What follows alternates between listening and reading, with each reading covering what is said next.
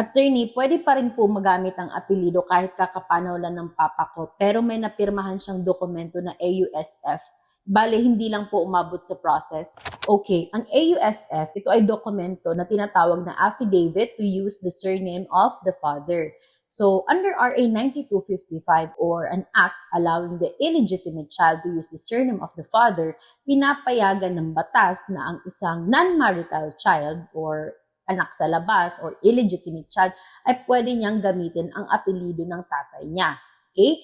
Pero may mga dokumento na dapat isumite or isubmit sa local civil registry kung saan narehistro ang birth certificate ng bata. Katulad ng affidavit to use the surname of the father or affidavit of paternity or private handwritten of the father expressly acknowledging the child as his own child. So, ibig sabihin, kailangan in-acknowledge muna ng tatay na sa kanya yung bata at pinapayagan niya yung bata na dalhin ang kanyang apelido. Now, paano kung pagkatapos i-execute ng tatay yung AUSF or yung Affidavit of Acknowledgement of Paternity, pumanaw ang tatay?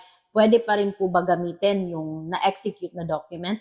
The answer is yes. Kasi yung pagpanaw niya, hindi nito ini-invalidate yung dokumentong in-execute niya, especially if it has already been notarized. Okay? So it already enjoys the presumption of regularity kasi nga, na-execute niya yon nung buhay pa siya. So ibig sabihin, magagamit pa rin yun ng bata kung gusto ng bata na i-avail ang benefits ng RA 9255. Tandaan ng RA 9255, it's an administrative proceeding. Kailangan mo lang isubmit o i-comply ang lahat ng requirements at isubmit ito sa LCR kung saan nakaregister yung birth certificate mo. Okay? So I hope that's clear and that's it for Let's Talk Legal with Attorney Zai.